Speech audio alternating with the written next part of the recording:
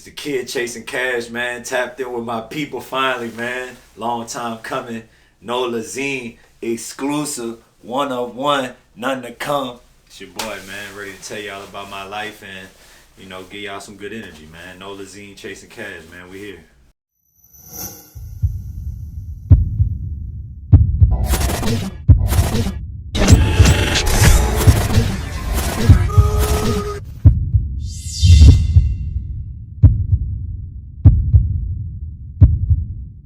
Okay, so let's start it off. I don't want to even ask where you're from yet. I'm gonna say I want to give you all your flowers right now while you can smell them. Appreciate it. Like you've been grinding for everything that you have happening right now. Thank you.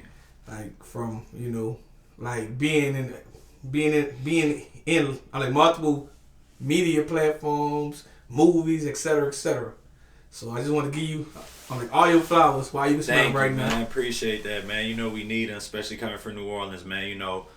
I've been doing this half my life now, man. I like to tell people my age. I'm 35. I've been in the game since 17. So, coming from New Orleans, man, it's important that we have examples of people that we could look up to, whether they the richest or, whether they the most successful. I just think having somebody that you could relate to and having somebody that you could look up to, is important. And that's what I always strive to be, and I'm going to continue to try to be that. So I appreciate it, man. I'm just trying to open doors for the people that come from the city after me.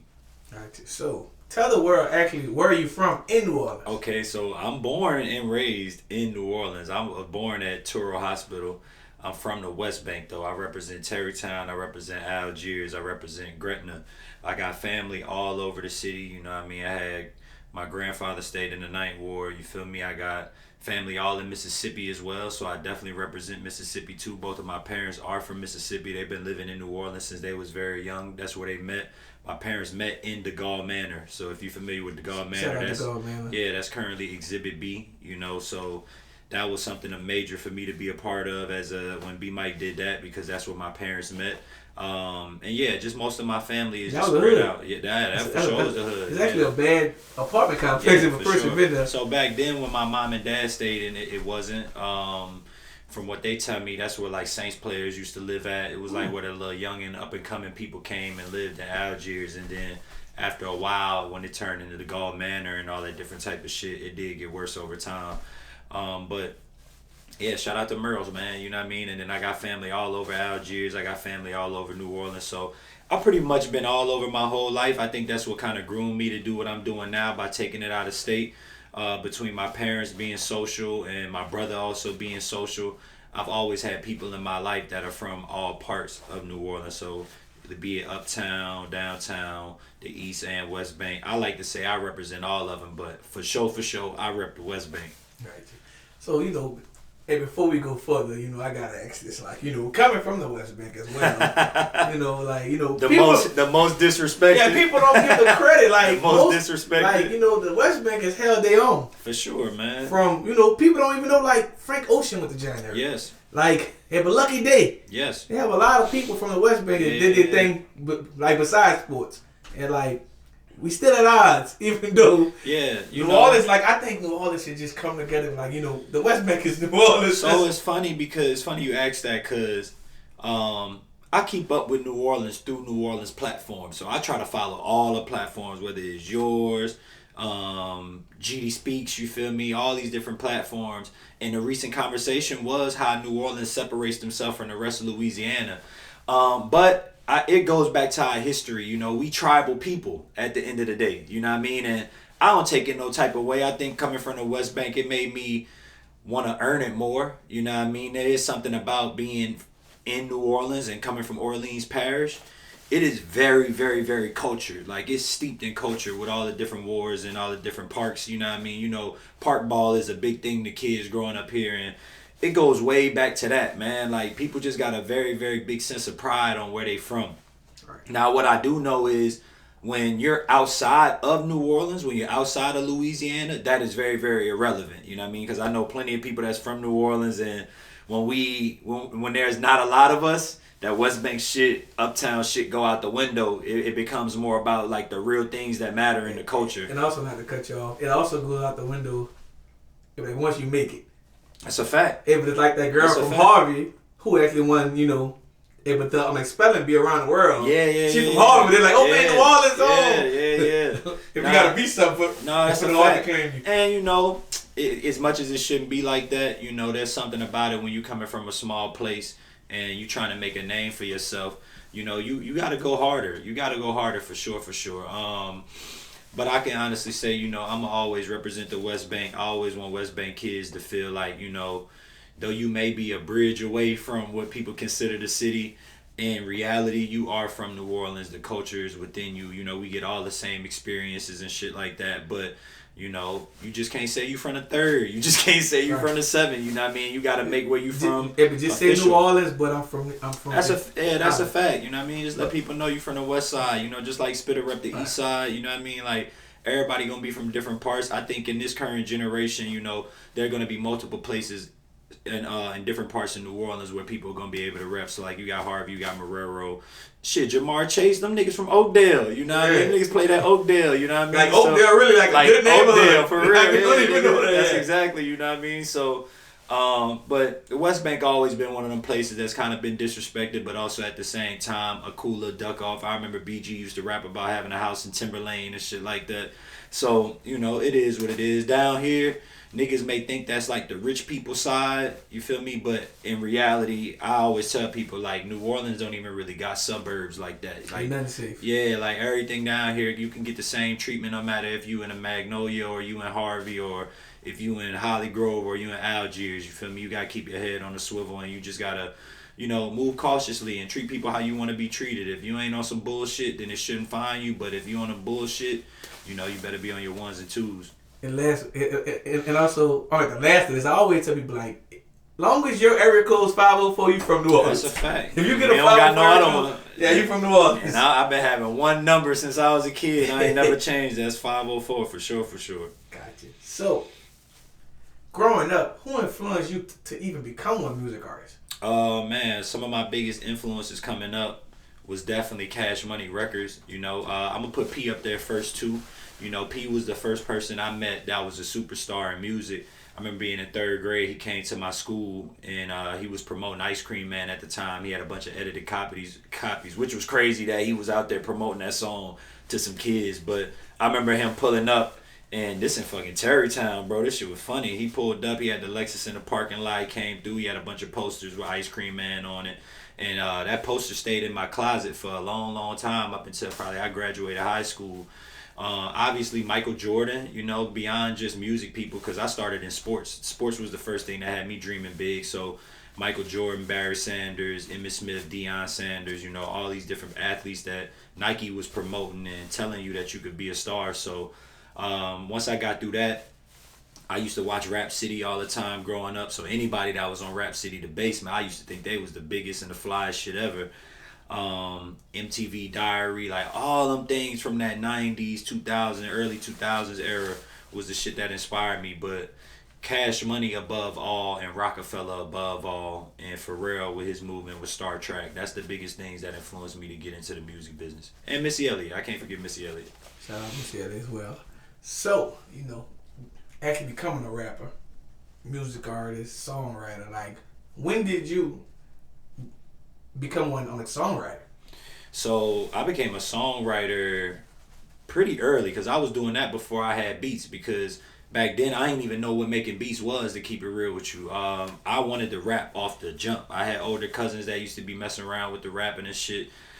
We had a little tape deck and a karaoke machine where we used to be like copying one over and dubbing the beat and dubbing the vocals and shit like that. So growing up around them, they was like big Bone Thugs fans, Pastor Troy fans, all that shit. So hip hop was always something that I wanted to do as far as rapping. And my cousins used to treat me like Wayne when I was young. They wouldn't let me cuss in my raps. So I feel like it made me creative. And then as I got older, me and a couple of partners that I went to school with used to be fucking around on a computer and shit like that, downloading beats on the internet. And we used to just rap on Get Your Roll On and Ludacris, whatever little beats that we could get. So I was writing raps early.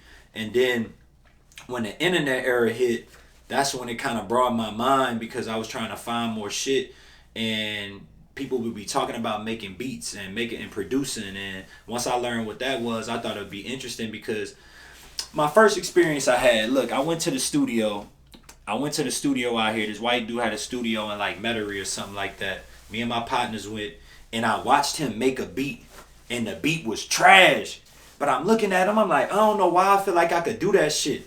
And so Circuit City was around at the time. I went and bought a program. It was called Hip Hop EJ. Oh, you brought up old school. Yeah, a lot of kids watching not gonna know what Circuit City is. That's what I'm saying. So look, I went to Circuit City. I bought Hip Hop EJ, and then back at the time, PlayStation had something called MTV Music Generator, where you could make music on a fucking controller. And so I bought that, and I just used to fuck around with it, just playing around, bro. And then started letting people hear it, and niggas was like, yo, your shit hard. Like, that shit kind of cool. Now, it was whack at the time, but at the same time, I don't think niggas knew about making beats. Like, niggas seen niggas rapping, but you ain't really see niggas making beats like that. So I just dove in it, and I felt like it was an easier way for me to be able to do music because I didn't have the money to pay for beats. So I just got good at it, and I was always rapping over my own beats. And then by the time I was in like a junior and senior in high school, people would be asking me the beats. I would sell beats for like $60, $100 and shit like that, the dudes I was rapping and shit. And then once I graduated, that's when I decided to take it serious. I moved to LA, and then when I moved to LA, that's when I really learned about how the studio worked. And so I would get around other people who were songwriters who wasn't even writing for themselves. They was writing for other people. So that was really opened my mind. Like, okay, like if you got a nice pen, you could write shit for other people, you feel me, as well as make the beat. So I would say probably like 2003 to 2005, 2006 is where I developed my songwriting. And then from there, you know, just putting both of them together, always having ideas when working with the artists, helping them guide the song. You kind of get better every time you do a song. Gotcha. So, how did you come up with your rap name? Okay, so my rap name actually came from, it was inspired by two things. So I grew up on James Bond, so I always wanted a name that was kind of like, if I ever stop doing this, somebody else could pick up the name and start doing it. I wanted it to be more along them lines. As much as it's like, it looks like a real name, and then my real name is Chase. My real name, Jesse, at the end of the day. I'm named after my dad and my grandfathers. But at that time, you know, George W. Bush, he was president. And I used to always hear how they would say his name to separate him from his dad. And I could relate because they got to separate me from my pops and my grandfather. So I'm like, what's the thing that's going to separate me from my elders? And they used to always be like, George W. Bush, George W. Bush. And I used to work a lot. I had a job, Foot Locker. I used to work at different ones. The ones on Canal, the one at Oakwood Mall. And all my partners would be like, man, you chasing after that bread. You trying to get that money, nigga. You always working. And all my homies at that time was playing sports and shit like that or running around in the streets. I was just big on trying to get money. And one day I just thought up the name Chase Cashe. It started as Chase Cashe. And then I was like, nah, I got to figure out a way to make it like a little bit more catchier. And so I just made it Chase in Cash and spelled it like a real name. And from there it stuck, man. It was always one of them things like people always gravitated to. And it's always funny because people always thought it was two people. There's like Chase and Cash. But it's the group, huh? Yeah. So people I'll pull up, they be like, which one you is? You Chase or you Cash? I'm like, nah, I'm both of them. You feel me? So give me two checks. But I just wanted a catchy name, man. I just wanted a real catchy name. And I feel like I came up with one and it stuck for a long time. And you know, hopefully somebody after, man, they could pick up the torch and keep it moving. Gotcha.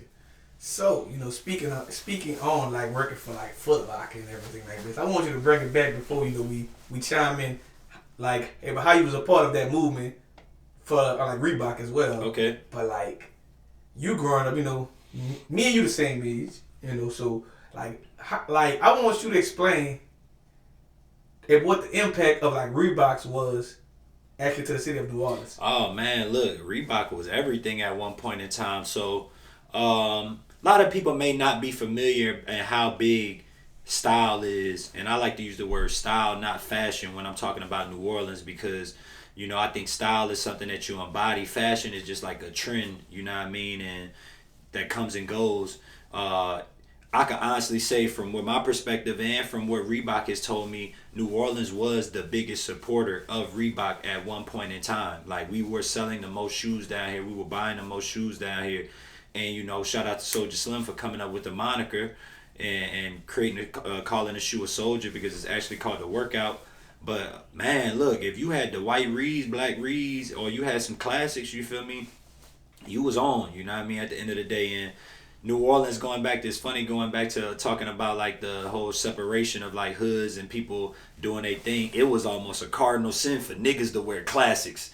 Like that was a girl shoe. If the girls wore classics, niggas wore soldiers. Yeah, my mama brought it for me until somebody told me, man, you probably be wearing them. Period, nigga. But like the only problem about the soldiers is they didn't last long. Nah, they didn't. They probably had a good 1-2. That's a fact. Nah, niggas used to try and like fold a sock at the front and then make it fatten up. Yeah, so it don't get wrinkled. So yeah, you know, then Foot Locker had the 2 for $89s where you could come in there and get 2 pair of soldiers, white pair, black pair. So before G-Nikes became G-Nikes, Reebok was the shoe, period. And just like how Bally's before Reebok, it was Bally's and shit. And, you know, you've always had, you know, people was always fucking with Jordans and fucking with Air Max and shit like that. But when it came down to it, like, if you wasn't a nigga that was hustling, getting money, if you was just another person in New Orleans, you had some Reeboks. You had some white Rees. You had the white ones with the gum sole. The black one was the gum sole. The white ones with the clear bottom. And, it's a huge part of me to this day, you know what I mean? It's funny because I just got back from the Nike campus the other day and shit like that, and I got Nikes on right now, but Reebok is going to always be something a part of me, so to be included in something, to be able to bring 3 shoes that memorialize New Orleans and the connection with the shoe was great, you know, and to be able to have Polo involved with it, the person who documented the history of all of these people wearing the shoe. You know, that's just how I think about it. I never want New Orleans to get left out of the conversations when it comes to culture. And we contributed a lot to hip hop, but I think sometimes other cities don't necessarily know because we don't have a lot of proof sometimes. LA and New York got proof of everything, you know what I mean? Because they got major labels out there, they got major media out there, and I think down here sometimes a lot of this shit gets swept over. Ain't no BR swag without us, ain't no Bama swag without us, you feel me? Like we impacted the South. The South. And beyond. Yes, the South, you feel me? In the small little towns outside the South. Like that's what niggas need to know, cause like I lived in LA and I currently live in NY, and like you don't see that influence. Like when you go to the Bay Area, the niggas in the Bay is on what they own, but like when it comes to Louisiana, like New Orleans has impacted the whole state and has impacted the whole South. So I think Reebok was like the official starting point with a lot of that shit. And, you know, I hope it's a shoe that people always hold highly. You know, whether they wear them a lot or not, we can't control what Reebok, the brand, is actually doing. But, you know, shout out to my boy Frank, who was over there at the time. He understood the vision and he knew that New Orleans was a big place for that shoe. And he allowed us to make 3 of them, man. And, you know, I also want to say this because I seen an interview recently, and this ain't to start no drama because I rock with Peaches, you feel me? But she said something in an interview recently where she kind of insinuated that Polo kind of like lifted an opportunity from Soulja Slim being able to have a shoe, and that's not the case at all. The case is that Reebok is not tapped in with the culture as much as they should be. You feel me? And that's something we got to hold these companies accountable for. But at the end of the day, only thing Polo tried to do was improve the legacy through the photos and be able to tie that to the shoe, you know, like that it was out of our control with us being able to link with Soulja Slim. It's a lot of different things that come into that with, you know, paying somebody for their likeness and doing all these different things. And sometimes these brands don't want to do that even when they should, you know what I mean? And as much as we push for it, there's certain things that get rejected and we got to take what we can get from it, because sometimes as much as you want to be like, no, the thing about it is New Orleans don't get a lot of opportunities with this type of shit, you feel me? So we had to figure out a way to be able to get the first one going. And, you know, hopefully down the line, you know, we can continue to do these trends where, you know, we can have these companies be able to do it in an exact way that we know it needs to be done and honor the people who helped really create the trend. But I can honestly say that, you know, Polo the Pitcher Man has never had no ill intent with that, you feel me? The whole thing was to highlight the culture in the city, and there's certain things that's gonna get left out, but we didn't intend that to happen, you know what I mean? It's just the ways of the business. Right. And, you know, speaking on just like everything that you do, you know, like when did you realize you were actually becoming one like gatekeeper? Because basically you do a lot for the city without living in the city. Yeah, I mean, look, personally, I know I took it upon myself to be accountable. Like, I don't think you could be a person running around waving the flag and not be like trying to send plays back. So, you know, for me, though I do live in these other places because of like the different mediums of business that I'm included in, I always try my best to be able to be of service to people that decide to live in New Orleans. So it really stemmed from just us being our age. Like a lot of that shit wasn't available to a nigga. Like the internet was around, but it wasn't like no Instagram where you could run down on a Reebok profile or a nigga who was actually a creative at these companies be able to shoot them a message. Like I had to go get out in the field and meet niggas. You had to really meet people. Yeah, you had to really meet niggas. I say, man. Hey, but if I would have started this media company, come on, 15 years ago, I would be niggas. I would have had a Drake interview. These people used to walk around New Orleans and people even know who they was. That's what I'm saying. I say, so you like but I fully get what you're saying. Like, you had to go out there and build a relationship. Yeah. But the relationship was there. It's just but the internet wasn't there. It wasn't. For us to really know. Niggas was thinking you was weird sending them messages and you ain't know them, son. Like niggas wasn't fucking with that. Like that shit regular now. But back then, back then niggas was like, I don't know this nigga. And you gotta remember, bro, like dudes was really at like a certain level of business to where you couldn't just have anybody in the mix.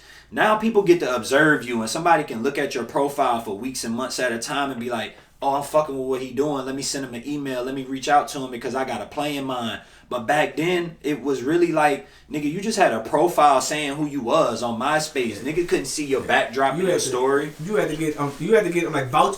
Like yes, someone. Nigga like had to vouch for you. That is a fact. Nigga had to vouch for you. You don't even hear that word no more. Like people, because it's clout. That's clout now. You gotta have clout instead of a nigga vouching for you. Because you can have clout now and you can actually not be solid because you can be somebody that just put out so much content. People know who you are and you may be interesting, but that's not to say that in that field of choice of yours, you actually got experience. You know what I mean? And I had to get experience in these different fields. You feel me? Like, niggas had to know me from the studio. Niggas had to know me from getting placements. Niggas had to know me from actually knowing how to dress and being fly and actually being in the sneaker game. You feel me? And pulling up the sneaker cons and all this different shit early. This before Complex Con. This is like literally, nigga, you got to pull up fresh and niggas like, damn, okay, I want you to do a photo shoot and shit like that. So that I know that this generation don't technically have it easier, but they do got a different level of access that wasn't provided to me, which is why I think that they should stay in New Orleans if they want to stay in New Orleans. But I also think that you should travel because this is a small market. We don't have 1 million people in the city. That's what niggas got to understand.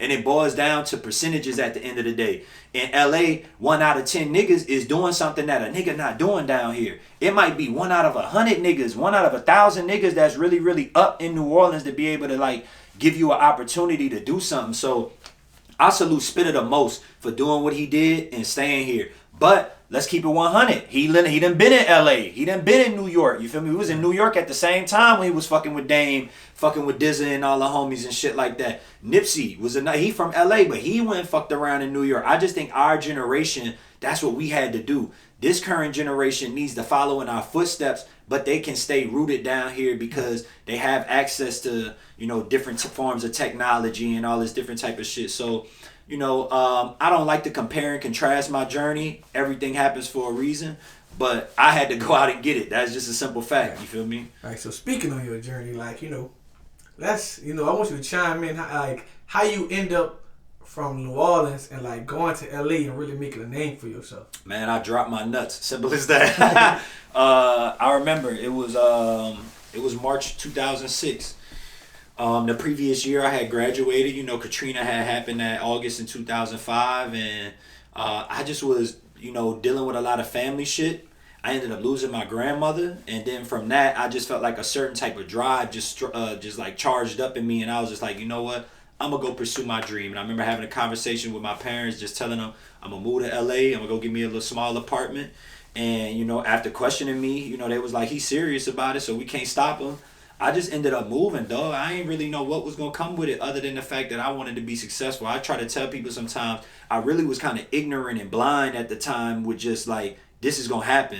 And Pharrell was one of my biggest influences, and I seen how he was doing all these things. So I'm like, fuck, if he could do it and he young and black, I could do it. You know what I mean? And once I got out there, I ended up falling in a cool circle of young black dudes that was in different spaces. And we all just kind of clicked tight with each other and just stayed with each other to keep growing. And then we didn't really go our separate ways until we started getting opportunities. We still cool to this day, but back then, it was a real thing. Because once again, this is Twitter. This is Twitter is actually out at this time, but niggas ain't using it like that. You feel me?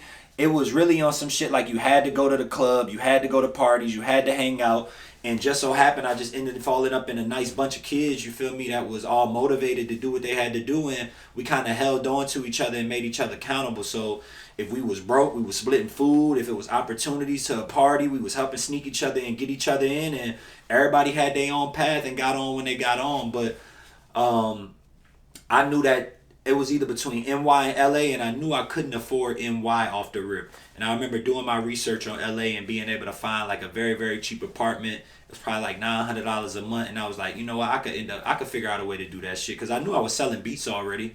And just ended up getting into the mix and looking up different studios. So this is when MapQuest was around. You remember MapQuest, nigga? So I used to go on MapQuest and just type in recording studios and all these different places where people did music, and I just would go pull up, you know what I mean, and have demo CDs in the bag and be like, look, I make beats. I would go to dance studios where I knew people would do rehearsals and shit like that and be like, look, I got beat CDs. And from there, people kind of got familiar with me even before my beats was all the way up to the standard where people could use them. I just think also being presentable and being a good communicator, people was just like, okay, I fuck with dude. He got good energy, he got a good vibe. Every time he come around, he on some chill shit. And I never was really thirsty for an opportunity, you know what I mean? If one came, I was ready. But at the same time, a lot of it came from just me being happy to be like, I'm on the scene, I'm meeting niggas, you feel me? And from there, I just got acquainted, and next thing you know, man, you start meeting motherfuckers and you take off.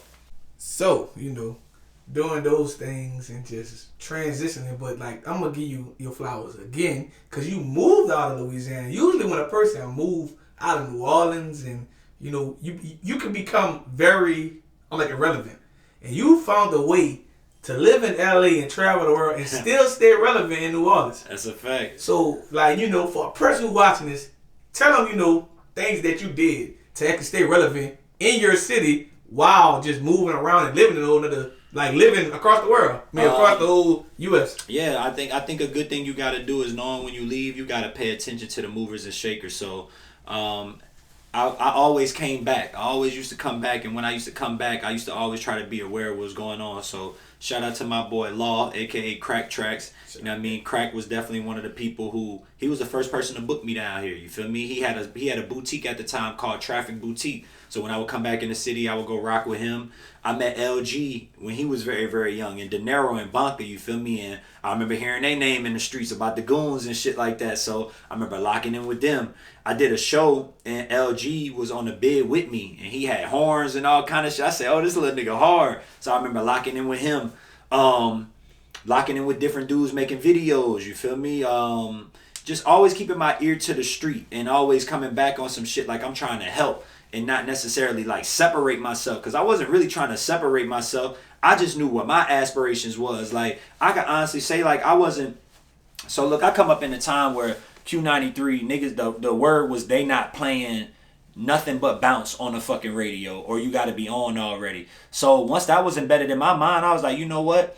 I'm going to go conquer a different route. And I took on the internet. The internet and the blog era hit, and I was popping on the blogs. But I just didn't settle for that. You feel me? I was just like, nah, I want to actually be known. I want to speak on the blog for right quick before you go, because you on the blog very early before the world can do blogs. Blogs are heavy now, but you on blogs when it made sense. The beginning. Yeah, it made sense for a person who's trying to get signed and get different deals, but but now blogs is controlling the media. Yeah, nah, for sure. Yeah, it's completely evolved. But back then, that was it very early. Yeah, back then that was a pivotal time where if you didn't have a lot of bread to get to radio, if you didn't have a lot of bread to get to certain platforms, these were guys that were just such music lovers and you could have your own style and you could be able to blossom with that shit. So you talking about me, Wiz, Currency.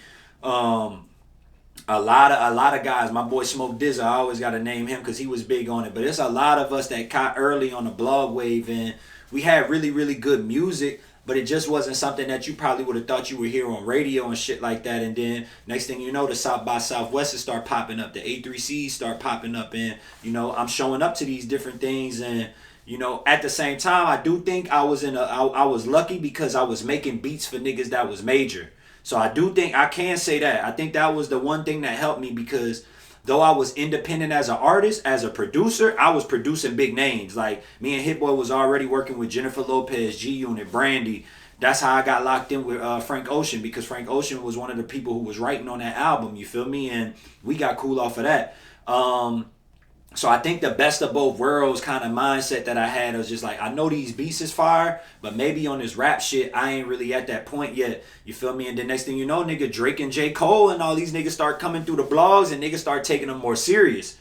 And I think that was where you started seeing dudes get deals. And if they wasn't getting deals, you know, we started getting associated with brands and they wanted to collab with us. So once I started seeing a vision like, oh, like, I ain't got to have a deal, but I could do some shit with Reebok. I could do some shit with Crooks and Castles and all these streetwear brands, because the blog era and the internet just started becoming like a very, very niche spot for like all the shit that was the future. So back when I got in the game, it was all designer and all this different type of shit. Like the most streetwear thing that niggas was wearing was Bape at the end of the day. But then when the internet hit, niggas started learning about streetwear brands and all these skate brands that had fly shit, the Stussies, the Supremes, the Crooks and Castles, all the Huffs.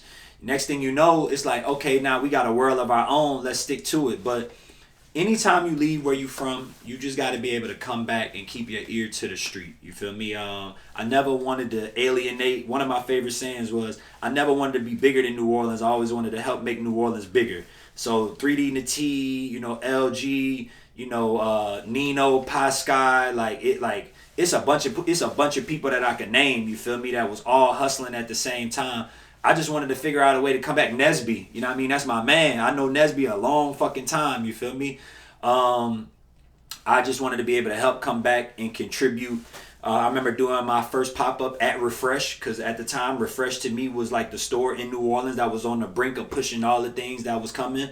And shout out International B, you feel me? Shout out my boy Cody and Wayne. Like, these are the guys that was really, really believing in this shit early. And, you know, also shout out to Wayne, you feel me? Because I feel like what Wayne did with the mixtape era, it really inspired a nigga to do what I did, to keep it 100. Because Wayne really the first internet killer. Like, if we really keep it in 100 from the city. Like, Wayne was the nigga dropping these tapes. You could go on Dat Piff Live mixtapes, and I'm seeing what he doing. I'm just like, oh, nah, okay, I'm about to do it like that. You feel me? Because I grew up on Squad and buying Squad tapes out of the fucking stores where we buy clothes at and get earrings and shit. Yeah, you feel me?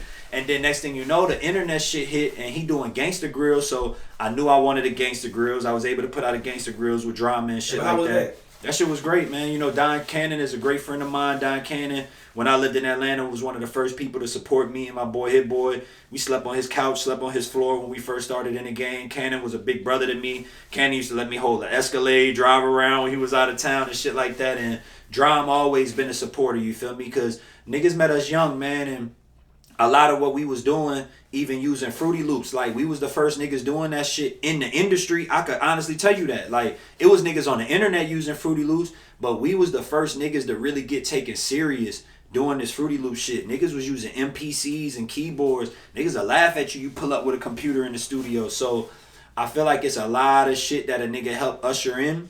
And I can't take the credit for all of it because somebody inspired me as well. But I just think from this region, you know, you could really put Spitta and you could put me up there for like the internet guys that traveled the world that also kept New Orleans on our back, to where like when you know about us, you gonna know about New Orleans.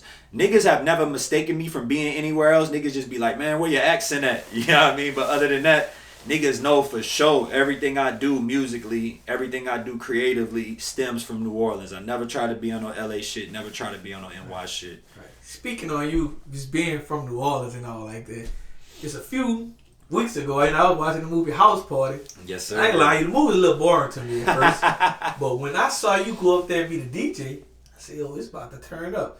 Then you brought Juvenile on the movie. So, how that position even came for you to be in the movie and just everything that, you know, to actually deal with that on that production? So, living in LA for a long time, I made a lot of friends. My boy Kyle Maddock, who directed the movie, he used to shoot videos for me back in the day, rap videos for me back in the day when he was doing them. And then he had an idea for a scene. He ended up calling me out the blue. He was like, I got this idea in mind. I need you to be the DJ because we're gonna be doing something inspired by New Orleans. So once again, like I said, niggas know I'm New Orleans. You feel me? And a lot of times it's gonna be a lot of people that I come across. I'm probably gonna be the only New Orleans nigga that they know and honestly get to kick it with. Now niggas do know who Cash Money and everybody is, but with me being in the circles that I'm in, I've met a lot of people and I'm usually their New Orleans friend, one of the very few. So Cal gave me a call and told me to come up to the set. He told me what the role was gonna be. I was like, nah. I asked him. I said, look, can I wear a Saints hat in a Dickie fit? I gotta do it if it's some New Orleans shit. He was like, yeah, man, I want you to come as authentic as possible. So we was able to make that happen. You feel me? Then I remember him telling me he was going to get Wayne and Odell in there. So you actually had a bunch of New Orleans niggas in the scene. It made the movie better. Yeah, you know what I mean? So coming through there, being able to get that opportunity to do something. I mean, look, nigga grew up on Back That Ass Up. So to be in a scene with Juvenile, come on, man. That's like a dream at the end of the day. So once again, man, anytime I'm on the big screen or the small screen, I'm trying to make New Orleans look good. So to be able to have a Saints hat, my Saints hat had a Manchu patch on it and it didn't get blurred out. You feel me? And I had a Dickie fit on, you know what I mean? So shout out to my boy Cal for allowing that to happen. And, I think New Orleans has a very, very big future in the movie scene and the series scene.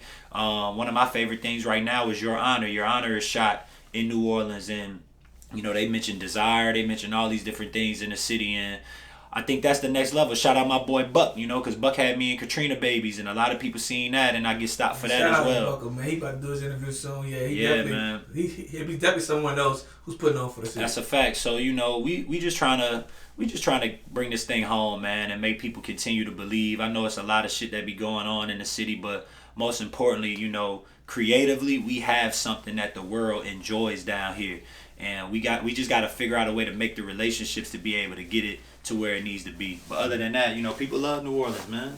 Definitely. So, being in the music industry, entertainment world for over 15, 20 plus years, tell us, what do you enjoy most about it, and what do you dislike about it? Okay, I could tell you, let me start with the things I dislike first because I want to end on a positive note. A lot of the things I dislike is the exploiting of people's rights and lack of education that leads to people getting messed over contractually. That's the biggest thing, honestly. All things are going to have ups and downs, but I think, I want more people to be able to enjoy the fruits of their labor and not be signing bad contracts and getting stuck in them, because that shit can derail you very, very early. And it's not hard to come back from that, but it definitely takes some time, you know what I mean? And that's just one of the wicked things about the music industry is you could be young and you don't know much about the business and you want the opportunity very, very bad and you should take it. But a lot of times it could be at the expense of future opportunities that you have, you know what I mean? So I want people to be able to learn about getting lawyers, a black lawyer, if not a black lawyer, a very, very good black lawyer, and if not, a very, very good lawyer, period, of any nationality, to be able to help you do your business. You got to build a team around you. You got to be able to have somebody that can help you on the management end, on the consulting end, because if you don't, you could be trusting people who don't have your best interest in mind. And one thing I could tell you is when you dedicated to this shit, it's going to be a lot of opportunities come your way, but all of them ain't going to be for you. But you got to know, when you say no to something, it's a yes around the corner. You feel me? You don't gotta say yes to everything, other than committing to the fact that you're not gonna give up. That should be your yes every day. It's I'm gonna get up and do this shit. I'm gonna go do these auditions. I'm gonna make this music. Even when I don't feel like doing it, I'm gonna get up and push myself to do it. Cause you ain't gonna be in a mood always. But what you don't want to do is just be saying yes to, bad situations because you didn't read through the paperwork, and next thing you know, you got your rights taken away from you, or you signed your publishing away, and it's hard to get that type of shit back, man, because you end up losing that shit in what they call perpetuity, and you could lose that shit forever, and you'll be working for crumbs, and only enjoyment you will get out of it is a motherfucker telling you, man, you hot, you a legend, but you won't reap the benefits from it financially. Now, the things that I do like about the business is, goddamn, as black people, we seem to dominate this motherfucker, to keep it real with you. So I like to encourage people to go do it. Sometimes motherfuckers be like, everybody want to rap. Everybody want to rap. I think it can be a gateway to something else besides rapping. I started off rapping, but now I'm in movies. Now I do sports management. Now I do artist producer.